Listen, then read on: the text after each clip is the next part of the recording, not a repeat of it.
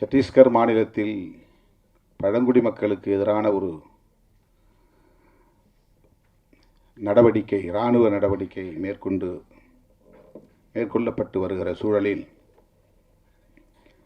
அதனை கண்டித்து இடதுசாரி இயக்கங்களும் விடுதலை சிறுத்தைகளும் இணைந்து நடத்திய ஒரு ஆர்ப்பாட்டம். இந்த நிகழ்வுக்கு இசைவளித்த பிறகு திடுமென அது ஏற்பாடு செய்யப்பட்டு விட்டது. 7:15 மணிக்குத்தான் அது நிறைவு பெற்றது. அங்கிருந்து இங்கே வந்து சேர சற்று காலத்தாழ்வு நேர்ந்து விட்டது. அதற்காக முதலில் என்னுடைய வருத்தத்தை தெரிவித்துக் கொள்கிறேன். குயிலி திரைப்படத்தின் முன்னோட்ட காட்சி எதையும் பார்க்க சந்தர்ப்பம் அமையவில்லை. நான் வருவதற்கு முன்னதாகவே பாடல் காட்சிகளும் ஒளிபரப்பப்பட்டு விட்டன. பாடலையாவது கேட்கிறேன் என்று கேட்டு ஒரு பாடலை தற்போது மேடையிலேயே கேட்டேன். கதை என்ன என்பதையும் வந்து அமர்ந்த பிறகு அண்ணன் ராஜன் அவர்களிடத்திலே கேட்டு தெரிந்து கொண்டேன். இந்த கால சூழலில் மிகுந்த சமூக பொறுப்புணர்வோடு மதுவுக்கு எதிராக ஒரு திரைப்படம் எடுக்கிற துணிச்சல் இயக்குனர் முருகசாமி அவர்களுக்கும் தயாரிப்பாளர் அருண்குமார் அவர்களுக்கும் வந்திருக்கிறது என்பதே பாராட்டுதலுக்குரியது. நான் நெஞ்சார பாராட்டுகிறேன், வாழ்த்துகிறேன். வணிக நோக்கில் திரைப்படங்களை தயாரிக்க வேண்டும், அதில் வெற்றி பெற வேண்டும், அதில் லாபம் பெற வேண்டும் என்று எண்ணாமல் சமூக பொறுப்புணர்வோடு மக்களுக்கு வழிகாட்ட வேண்டும், இந்த கொடிய துன்பத்திலிருந்து மக்கள் விடுதலை பெற வேண்டும் என்கிற வேட்கையோடு இந்த இளைஞர்களுக்கு, இளம் தலைமுறையினருக்கு இப்படி ஒரு பொறுப்புணர்வு மிக்க இளைஞர்களாக இந்த திரைப்படத்தை தயாரித்திருக்கிறார்கள், அந்த வேட்கையோடு தயாரித்திருக்கிறார்கள் என்பது உள்ளபடியே மகிழ்ச்சி அளிக்கிறது என்பதை விட பெருமை அளிக்கிறது. பெருமைப்படுகிறேன். அந்த இளைஞர்களை நான் ஆற தழுவி என்னுடைய வாழ்த்துக்களையும் பாராட்டுகளையும் தெரிவித்துக் கொள்கிறேன்.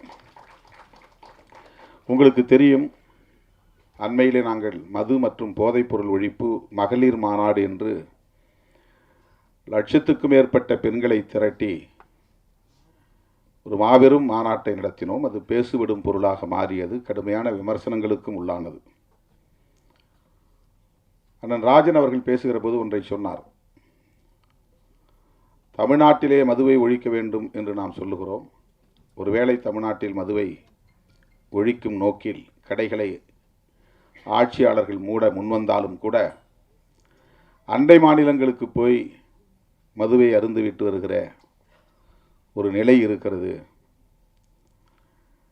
அல்லது அவர்கள் இங்கே வந்து திருட்டுத்தனமாக மதுவை விற்பனை செய்வதற்கான வாய்ப்பு இருக்கிறது. இதற்கு என்னதான் தீர்வு என்ற கேள்வியை எழுப்பிவிட்டு அவர் சொன்னார், தேசிய அளவில் எங்குமே மது இருக்கக்கூடாது என்ற கருத்தை சொன்னார். திருமாவளவன் இதை நாடாளுமன்றத்திலும் பேச வேண்டும் என்று சொன்னார். சொல்லிவிட்டு பேசியிருக்கிறார் என்று நம்புகிறேன் என்றும் சொன்னார். அவருடைய நம்பிக்கை வீண் போகவில்லை. நான் பேசினேன், மக்களவையில் பேசினேன். என் மீது அவர் வைத்திருக்கிற நம்பிக்கை எனக்கு வியப்பளிக்கிறது. நாடாளுமன்றத்தில் அப்படி நான் பேசுகிற போது மாண்புமிகு அமைச்சர் நிர்மலா சீதாராமன் அவர்கள் எழுந்து, நீங்கள் முதலில் தமிழ்நாட்டில் மதுவை ஒழித்துவிட்டு வாருங்கள், கள்ளக்குறிச்சியிலே பல பேர் உயிரிழந்திருக்கிறார்கள், அங்கே பேசாமல் இங்கே ஏன் பேசுகிறீர்கள் என்று எதிர்வினையாற்றினார். அது அரசியல் ரீதியான விமர்சனம். நாம் அதை கடந்து சிந்திக்கிறோம். தமிழ்நாட்டில் உள்ள இளைஞர்கள் மட்டுமல்ல, தமிழ்நாட்டில் உள்ள மனிதர்கள் மட்டுமல்ல, இந்தியா முழுவதும் மக்கள், நம் தேசத்து மக்கள் இதனால் பாதிக்கப்படக்கூடாது என்கிற பரந்த பார்வை நமக்கு உண்டு. ஆகவே மது ஒழிப்பு கொள்கையை தேசிய கொள்கையாக இந்திய ஒன்றிய அரசே ஏற்றுக்கொள்ள வேண்டும் என்பதை நான் நீண்ட காலமாக பேசி வருகிறேன். ஐயா இலக்கிய செல்வர் குமரி அனந்தன் அவர்கள் என்னுடைய அலுவலகம் தேடி வந்து அப்படி ஒரு தீர்மானத்தை பல ஆண்டுகளுக்கு முன்னரே இயற்றியதை அறிந்து வந்து நேரிலே வந்து பாராட்டினார். மகாத்மா காந்தியை தேசிய தலைவராக நாம் ஏற்றுக்கொள்கிறோம். அவருடைய திருவுருவப் படங்களை ரூபாய் நோட்டிலும் தவறாமல் அச்சிடுகிறோம். அவருடைய கொள்கைகள் முக்கியமானவற்றுள் மது விலக்கு என்பது முதன்மையானது. அகிம்சை என்பது அவருடைய கொள்கைகளில் ஒன்று என்றால், மதுவிலக்கு என்பது முதன்மையான கொள்கைகளுள் ஒன்று. மகாத்மாவை தேசத்தந்தை என்று ஏற்றுக்கொண்டிருக்கிற நாம் அவருடைய உயிர் மூச்சான கொள்கைகளுள் ஒன்றான மதுவிலக்கை பொருட்படுத்துவதே இல்லையே. இதை மாநிலங்கள் பார்த்து கொள்ளட்டும் என்று ஒன்றிய அரசு கண்டும் காணாமல் இருக்கிறது. மாநில அரசுகள், தமிழ்நாடு மட்டுமல்ல, மாநில அரசுகள் வருமானத்திற்கான ஒரு வழியாக இதை பார்க்கிறதே. யார் எப்படி கெட்டு போனால் நமக்கென்ன என்கிற ஒரு அலட்சிய போக்கு மேலோங்கி இருப்பதாக தெரிகிறதே என்ற கவலை இன்றைக்கு நேற்றைக்கல்ல பல 10 ஆண்டுகளாக எனக்கு உண்டு. அதை நான் பல மேடைகளில் பேசியிருக்கிறேன். பல மாநாடுகளில் தீர்மானங்களாக நிறைவேற்றியிருக்கிறோம். கள்ளக்குறிச்சியில் 60 பேர் உயிரிழந்ததும் நான் உடனடியாக அந்த பகுதிக்கு சென்று 2 நாள் இருந்து ஒவ்வொருவரின் வீடாக சென்று அந்த மக்கள் கத்தி கதறி அழுத நிலையில் அவர்களின் கைகளை பற்றி கொண்டு ஆறுதல் சொன்னேன். அவர்களுக்கு எம்மால் இயன்ற நிதி உதவியும் செய்தோம். உடனடியாக ஒரு ஆர்ப்பாட்டத்தையும் நடத்தினோம். அது போதாது என்கிற அடிப்படையில் மரக்காணத்தில் உயிரிழந்தவர்களையும் போய் சந்தித்து ஆறுதல் சொல்லிவிட்டு அவர்களுக்கும் நிதியுதவி செய்துவிட்டு அங்கே நான் அறிவிப்பு செய்தேன். மது மற்றும் போதைப் பொருள், மது மட்டுமல்ல, பல வகையான போதைப் பொருள் இன்றைக்கு புழக்கத்திற்கு வெளிப்படையாக வந்திருக்கின்றன. கஞ்சா போன்ற பல வகையான போதைப் பொருட்கள், ட்ரக்ஸ், போதை மாத்திரைகள் பள்ளி வளாகங்களிலே இப்போது கிடைக்கிறது. நகர்ப்புறங்களில் மட்டுமே புழக்கத்தில் இருந்த போதைப் பொருட்கள் இப்போது கிராமப்புறங்களிலும் ஊடுருவி இருக்கிறது. இந்த துயரத்தை, இந்த அவலத்தை எண்ணி இதற்கென்று ஒரு மாநாடு நடத்த வேண்டும் என்று அறிவிப்பு செய்து அதை ஒரு தேசிய கொள்கையாக இந்திய ஒன்றிய அரசே ஏற்றுக்கொண்டு எந்த மாநிலத்திலும் மதுக்கடைகள் திறக்கக்கூடாது, வருவாய்க்கு வேறு வழிகளை தேடிக்கொள்ள வேண்டும் என்று வழிகாட்டக்கூடிய ஒரு நிலைப்பாட்டை இந்திய ஒன்றிய அரசு மேற்கொள்ள வேண்டும் என்று வலியுறுத்தி தீர்மானம் நிறைவேற்றினோம். இப்போது பலரும் விமர்சித்தார்கள். தமிழ்நாட்டிலே கடையை திறந்து வைத்திருக்கிற ஆட்சியாளர்களை மேடையில் அமர வைத்துக்கொண்டு நீங்கள் தேசிய அளவிலே மதுவிலக்கு கொள்கையை பேசுவது எந்த வகையிலே நியாயம் என்று அரசியல் ரீதியான விமர்சனங்களை பேசினார்கள். நம்மை பொறுத்தவரையில் ஆட்சியில் இருந்தாலும் கூட அவர்களையும் மேடையில் அமர வைத்து மதுவை ஒழிக்க வேண்டும் என்று சொல்லுகிற துணிச்சல் விடுதலை சிறுத்தைகளுக்கு உண்டு என்பதை அந்த நிகழ்வின் மூலமாக உறுதிப்படுத்தினோம். கூட்டணியில் இருக்கிறோம், அவர்களை வைத்துக்கொண்டு மேடையிலே பேசக்கூடாது என்று நாங்கள் அஞ்சவில்லை. உங்களுக்கும் இதிலே உடன்பாடு இருக்கிறது, எனவே மேடைக்கு வாருங்கள், ஒன்றும் பிரச்சனை இல்லை, வந்து உங்கள் கருத்தை சொல்லுங்கள். மேடைக்கு வந்தார்கள். தேர்தல் வாக்குறுதியிலேயே மதுக்கடைகளை மூடுவோம் என்று திராவிட முன்னேற்றக் கழகம் ஏற்கனவே அறிவித்திருக்கிற நிலையில் இந்த மாநாட்டிலும் பேச வேண்டும் என்று நாங்கள் அந்த கூட்டணி உறவை பயன்படுத்தி ஒரு அழுத்தம் கொடுத்தோம் என்பதுதான் உண்மை. அதுதான் ஒரு பிரஷர். ஆளுங்கட்சியை மேடையிலே அமர வைத்து ஆமாம் எங்களுக்கும் மதுக்கடைகளை மூட வேண்டும் என்கிற கருத்திலே உடன்பாடு உண்டு என்று சொல்ல வைத்தது விடுதலை சிறுத்தைகள் என்பதை நான் இந்த இடத்திலே பதிவு செய்ய விரும்புகிறேன். ஆகவே இந்தியா முழுவதும் மது ஒழிக்கப்பட வேண்டும், போதைப்பொருள் புழக்கம் கட்டுப்படுத்தப்பட வேண்டும். தினந்தோறும் நான் சுற்றுப்பயணத்தில் இருக்கிறேன், ஏதாவது ஒரு கிராமத்தில் இருக்கிறேன், ஏதேனும் ஒரு நிகழ்ச்சியில் பங்கேற்கிறேன். உள்ளபடியே ஒவ்வொரு நாளும் நான் நொந்து போகிறேன். மேடைக்காக நான் பேசவில்லை. இளம் வயதிலேயே பல இளைஞர்கள், ஒரு குறிப்பிட்ட சமூகத்தை சார்ந்தவர்கள் என்று இல்லை, அனைத்து சமூகங்களை சார்ந்தவர்களும் இந்த கொடிய குடிப்பழக்கத்திற்கு ஆளாகி இளம் வயதிலேயே வாழ்வை பாழாக்கி கொள்ளுகிறார்கள். குடும்பம் நடத்துவதற்கான ஆளுமையையே இழந்து விடுகிறார்கள். ஏதோ தாம்பத்திய உறவை கொண்டு 2-3 பிள்ளைகளுக்கு தந்தையாகி விடுகிறார்கள். ஆனால் அந்த பிள்ளைகளை பாதுகாக்கவோ பராமரிக்கவோ அவர்களை படிக்க வைக்கவோ அவர்களுக்கான எதிர்காலத்தை நல்ல முறையில் அமைத்து தரவோ பொறுப்புணர்வு கொண்ட ஆளுமையாக அவர்கள் இல்லை. நிற்க முடியாமல் தடுமாறுகிறார்கள். அதிகாலையில் இருந்து படுக்கப் போகிற வரையில் போதையில் மிதக்கிறார்கள். அவ்வளவு குடும்ப பாரத்தையும் மனைவி சுமக்கிறாள். அது எவ்வளவு கொடிய துயரம் என்பதை நேரிலே பார்த்தால்தான், களத்திலே சந்தித்தால்தான் உணர முடியும். இந்த நாட்டை பீடித்திருக்கிற பேர் அவலங்களுள் இது ஒன்று. எத்தனையோ பல இளைஞர்கள் கல்வி பெற வேண்டிய வயதில், இல்லற வாழ்வை நுகர வேண்டிய வயதில் யாவற்றையும் பறிகொடுத்து சுய நினைவை இழந்து எந்த ஆளுமையும் இல்லாமல் சமூகத்தாலேயே புறக்கணிக்கக்கூடிய அளவுக்கு மாறிவிடுகிறார்கள்.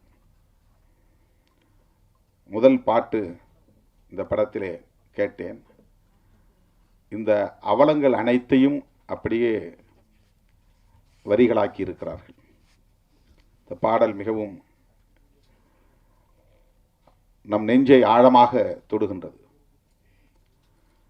மிக மிக இன்றியமையாத ஒரு பாடல். எல்லா கிராமங்களிலும் கட்டாயமாக போட்டு காட்ட வேண்டிய ஒரு பாடல்.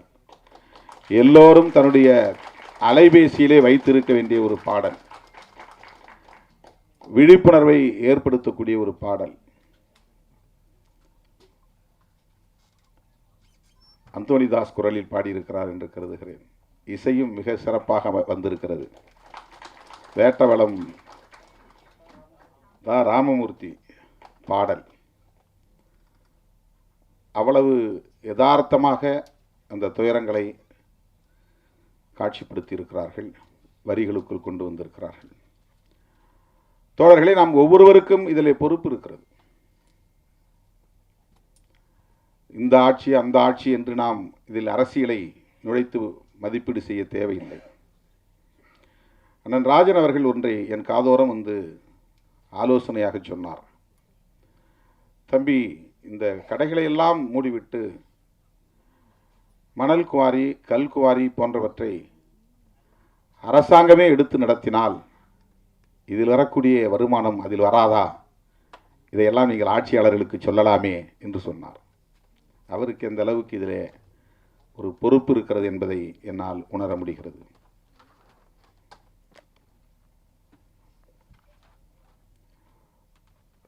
தமிழக முதலமைச்சரிடத்திலே தனிப்பட்ட முறையிலே இதை பற்றி பேசுகிற போதும் கூட அவருக்கும் அந்த கவலை இருக்கிறது.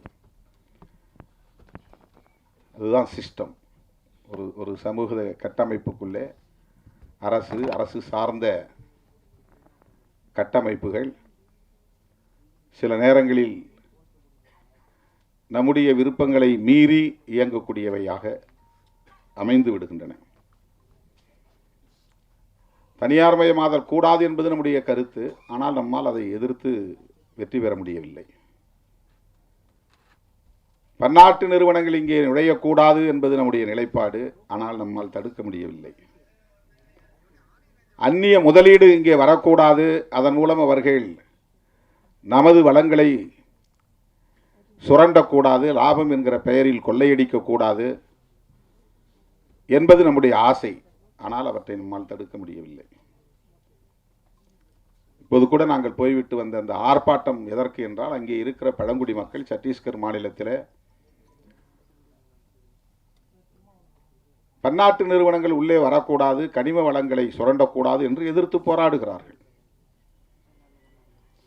ஆனால் இந்த தேசத்தின் வளர்ச்சிக்கு அந்நிய முதலீடு தேவை, பன்னாட்டு நிறுவனங்களின் வளர்ச்சி தேவை என்று அரசு நம்புகிறது.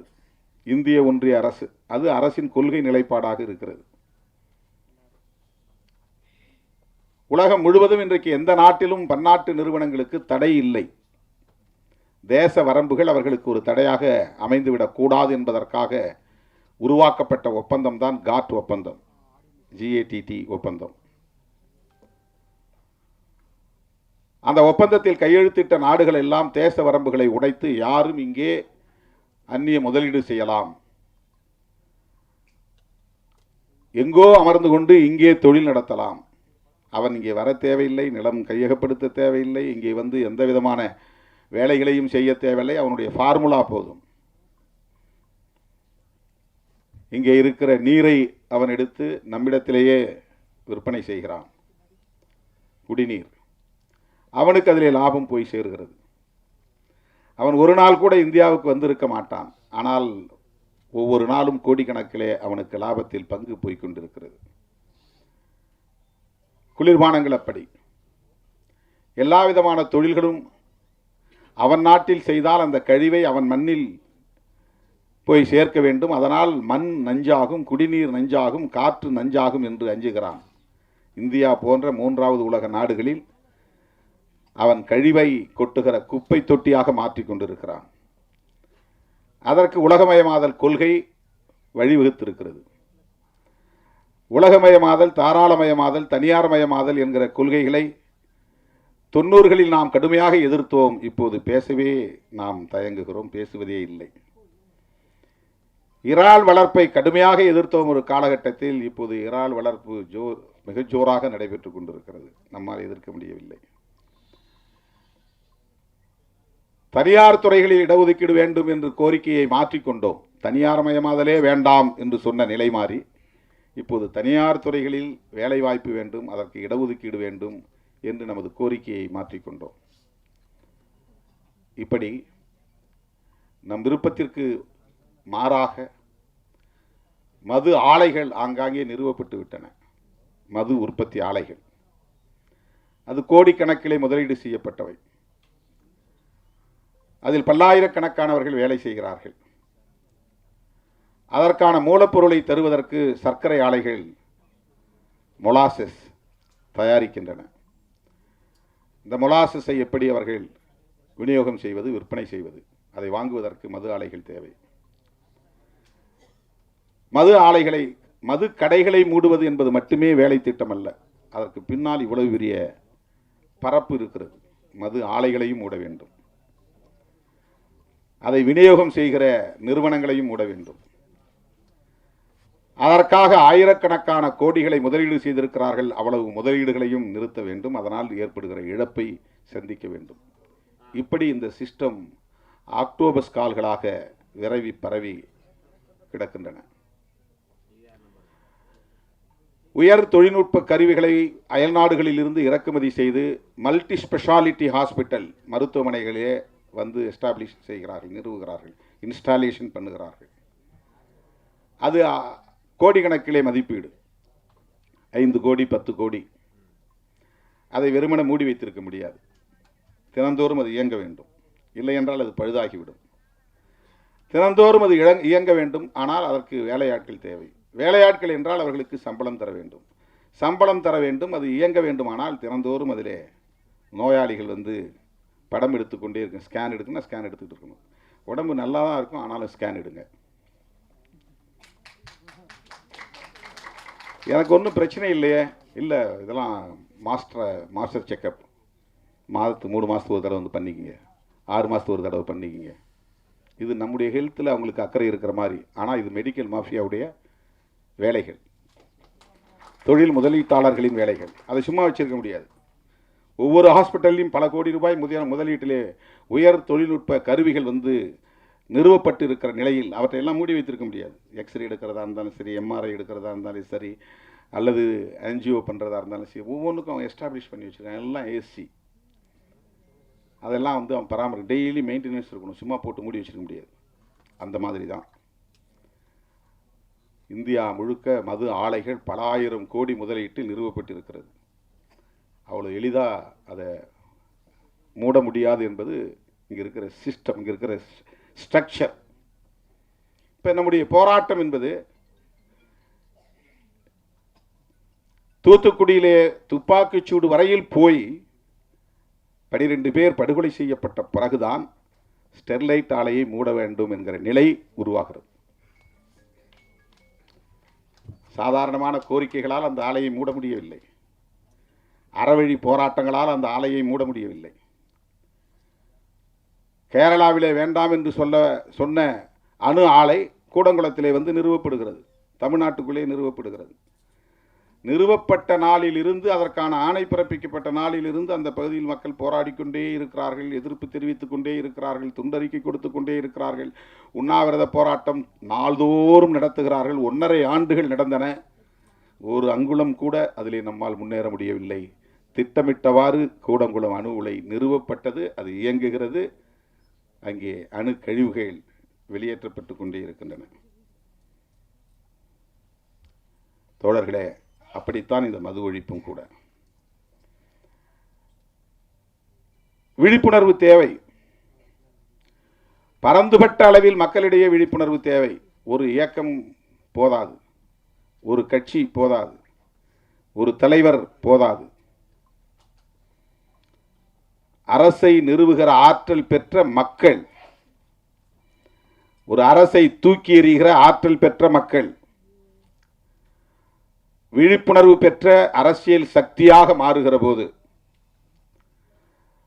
தொடர்ந்து போராடுகிற துணிச்சலை பெறுகிற போது, சமரசமின்றி போராடுகிற ஆற்றலை பெறுகிற போது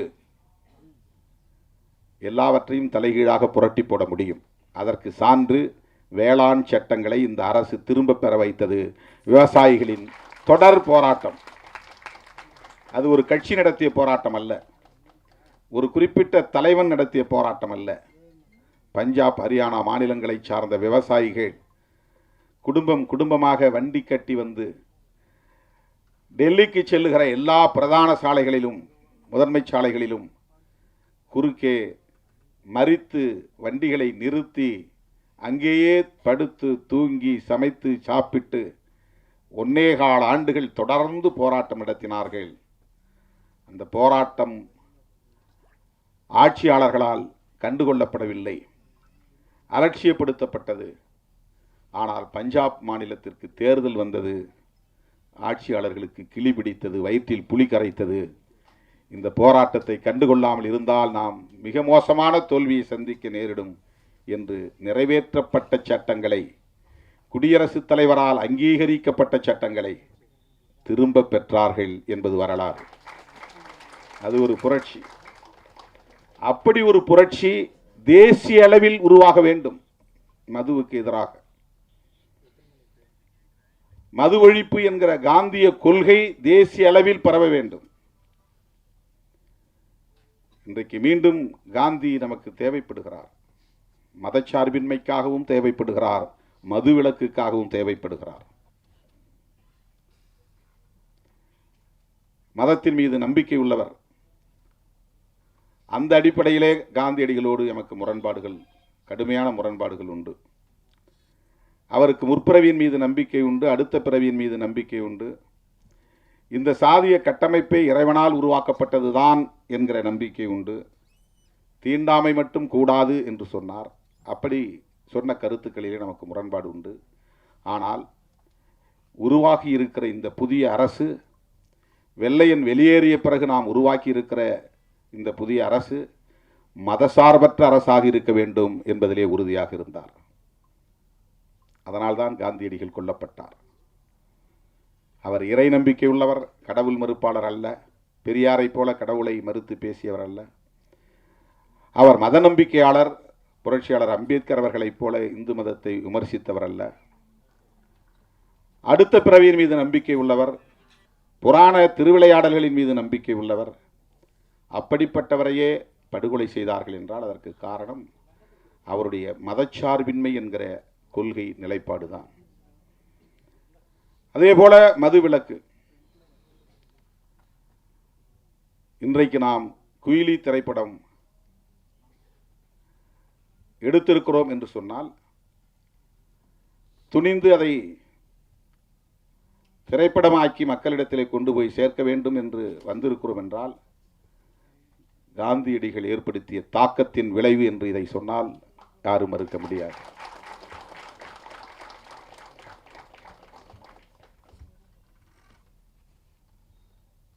களத்திலே நாம் சந்திக்கிற அவலங்கள் நம்மை சிந்திக்க வைக்கிறது என்பதுதான். ஒவ்வொரு ஊரிலும் பிரச்சனைகளுக்கு காரணம், ஒவ்வொரு ஊரிலும் குறைந்தது 10 அல்லது 20 பேர் போதையில் இருக்கிறார்கள். சாதியின் பெயராலோ மதத்தின் பெயராலோ கலவரங்கள் மூழுவதற்கும் பெரிய வன்கொடுமைகள் வெடிப்பதற்கும் குடிப்பழக்கத்திற்கு குடி போதைக்கு ஆளாகக்கூடியவர்களும் ஒரு காரணமாக இருக்கிறார்கள் என்பதை நம்மால் பார்க்க முடிகிறது. 1,00,000 பேர் அமர்ந்திருக்கிற ஒரு அவையில் 100 பேர் குடிபோதையில் வந்து குழப்பத்தை ஏற்படுத்தி விடுகிறார்கள். அந்த கட்டுப்பாட்டை சீர்குலைத்து விடுகிறார்கள். இது நாட்டுக்கு கேடு. படத்தின் முதல் பாடலே அதுதான், நாட்டுக்கு கேடு வீட்டுக்கு கேடு, அதை விட்டு தொலைப்போம் என்கிற அந்த கருத்து. தோழர்களே, இதனால் என்ன நாம் சாதிக்கப் போகிறோம் என்று கருதாமல், இது என்ன பெரிய விளைவை ஏற்படுத்தி விடப் போகிறது என்று கருதாமல், இந்த விழிப்புணர்வை இன்னும் விரிவாக்கிக் கொண்டே போக வேண்டும். சில இளைஞர்களையாவது நாம் அந்த கொடுமைக்கு ஆளாகாமல் தடுக்க முடியும், அந்த துயரத்திற்கு ஆளாகாமல் தடுக்க முடியும். இளம் தலைமுறையினரை பாதுகாக்க முடியும். ஏற்கனவே பாதிக்கப்பட்டவர்களை மீட்க வேண்டும் என்பது ஒரு புறம், புதிதாக இளைஞர்கள் அதிலே பாதிப்புக்கு உள்ளாகிவிடாமல் தடுக்க வேண்டும் என்பது இன்னொரு புறம். ஒவ்வொரு மருத்துவமனையிலும் டி அடிக்ஷன் சென்டர் இருக்க வேண்டும், இந்த மதுக்கடைகளை மூடுகிற வரையில். இது என்னுடைய கோரிக்கை. முதலமைச்சருக்கு நேரிலே போய் நான் சொன்னேன். எங்கேயாவது தேட வேண்டியிருக்குது. ஒரு ஸ்டேட்டுக்கு 2-3 தான் இருக்குது டி அடிக்ஷன் சென்டர். கவுன்சிலிங் இல்லை. எல்லா மருத்துவமனையிலும் கவுன்சிலிங் இருக்கணும். மருத்துவமனைகளில் உளவியல் சார்ந்த அறிவுரைகளை தருவதற்கு, விழிப்புணர்வை தருவதற்கு சிறப்பு பயிற்சி பெற்ற மருத்துவர்களை நியமிக்க வேண்டும். எல்லா நோய்களுக்கும் அடிப்படையாக இருப்பது உளவியல் சிக்கல்கள் தான். நம்முடைய உணவு பழக்கம் என்பதை விட, நம்முடைய உறக்க பழக்கம் என்பதை விட, இவற்றால் ஏற்படுகிற உளவியல் சிக்கல்கள் தான் மன அழுத்தத்திற்கு காரணமாகி நோய் எதிர்ப்பு சக்தியை குறைக்கிறது. மன அழுத்தம் பெருக பெருக இம்யூனிட்டி என்பது குறைந்துவிடும். மன அழுத்தம் பெருக பெருக பயம் என்பது ஆக்கிரமிக்கும். பயம்தான் எதிர்ப்பு சக்திக்கு எதிரியே. எந்த ஆன்டிபயாட்டிக்கும் ரெஸ்பாண்ட் பண்ணாது. இம்யூனிட்டி போயிடுச்சுன்னா, உடம்புல வந்து எதிர்ப்பு சக்தி இருக்கிற வரையிலும் தான் antibiotic, anti viral, anti fungal இந்த மருந்தெல்லாம் வேலை செய்யும். எதிர்ப்பு சக்தி இல்லைன்னா மருந்தே வேலை செய்யாது. இந்த மருந்து ரெஸ்பாண்ட் பண்ணணும்னா கூட நம்ம பாடிக்குள்ளே இம்யூனிட்டி இருக்கணும். இம்யூனிட்டி இருக்கணும்னு சொன்னால் நமக்கு பயம் வரக்கூடாது, எந்த பயமும் வரக்கூடாது. பயம் வரக்கூடாதுன்னா மன அழுத்தம் வரக்கூடாது. மன அழுத்தம் வரக்கூடாதுன்னா இது போன்ற துயரங்கள் சமூகத்தில் நிலவக்கூடாது. ஏன்னா அவனுக்கு என்ன ஆகுன்னா, ஒரு பக்கம் அடிக்ஷன் ஆயிடுவான், இன்னொரு பக்கம் சமூகம் அவனை புறக்கணிக்கிறது. அது அவனை வந்து ஒரே நேரத்தில் 2 தாக்குதல். இதிலிருந்து அவனால் மீள முடியல. இன்னொரு புறம் பொண்டாட்டியும் அவளை மதிக்கலை, பிள்ளைகளும் அவங்கள மதிக்கலை, சமூகமும் மதிக்கலை. அந்த நிராகரிப்பு, அவமதிப்பு அவனை அறியாமலேயே அவனுக்குள் ஒரு அழுத்தமாக அது மாறுகிறது. இப்படி ஒரு தனி மனிதனை அது பாதிக்க செய்கிறது என்று நாம் கருதக்கூடாது. இது ஒரு சமூகத்தையே பாதிக்க செய்கிறது. எனவே மது மற்றும் போதைப்பொருள் கட்டுப்படுத்தப்பட வேண்டும், பிறகு முற்றாக ஒழிக்கப்பட வேண்டும். பிற நாடுகளில் இல்லையா? அண்ணன் சொன்னாங்க, இப்ப பெண்களும் குடிக்க ஆரம்பிச்சிட்டாங்க. அயல் நாடுகளிலே பெண்கள் குடிக்கிறார்களே. இதில் என்னன்னா, ஹெல்த் கான்சியஸ் இல்லாதவன் குடிக்கிறதுக்கும் ஹெல்த் கான்சியஸ் உள்ளவன் குடிக்கிறதுக்கும் வேறுபாடு இருக்கு. சோஷியல் ட்ரிங்க் என்கிற பெயரில் குடிக்கிறவனுக்கும் குடி இல்லையே என்னால் இருக்க முடியாது என்கிற அளவுக்கு குடிக்கிறவனுக்கும் வேறுபாடு இருக்கிறது. ஏதோ மாதத்தில் ஒரு நாள் அல்லது 2 நாள் அல்லது வாரத்தில் ஒரு நாள் என்று ஒருவன் குடிப்பதை கூட தன் கட்டுப்பாட்டுக்குள்ளே வைத்திருக்க முடியும் என்றால் அவனுக்கு ஏற்கனவே ஒரு விழிப்புணர்வு இருக்கிறது என்று பொருள். மதுக்கடைகளை திறந்து வைப்பதன் மூலம் அது ஒரு சோஷியல் பிஹேவியராக மாறுகிறது. சமூகம் இப்போ அது ஒரு குற்ற உணர்வே இல்லை. முன்ன யாராவது பார்த்தா அவன் குடிகாரம் பாருன்னா அவனுக்கு ஒரு கூச்சமாக இருக்கும். ஊரில் ஒருத்தர் 2 பேர் தான் இருப்பான். இப்போ ஊரில் 40 பேர் 50 பேர், அதனால் யாருக்கும் எந்த குற்ற உணர்வும் கிடையாது. அது சாதாரணமாகிவிட்டது. பிள்ளைகளையே போய் வாங்கி வர சொல்கிறாங்க. அப்பா அம்மா சேர்ந்து குடிக்கிறாங்க. அதை நியாயப்படுத்தப்படுகிறது. அவங்க செய்கிற வேலைப்பா, உடம்பு வலி, அதனால் குடிச்சிட்டு படுக்கிறான். இதை சில பேர் நியாயப்படுத்துகிறார்கள். உள்ளபடி இது பெரிய அவலம், சகித்து கொள்ள முடியாத பேரவலம். ஒரு சமூகத்தையே முடமாக்குகிற ஒரு பேரவலம், ஒரு தேசத்தையே வீழ்த்துகிற பேரவலம். எல்லா இலவசங்களையும் நிறுத்திவிட்டு கல்வியை மட்டும் இலவசமாக தர முன்வருகிற ஒரு அரசு, அதன் மூலம் ஒரு விழிப்புணர்வை ஏற்படுத்துகிற அரசு, இது போன்ற அவலங்களையும் ஒரு முடிவுக்கு கொண்டு வரும்.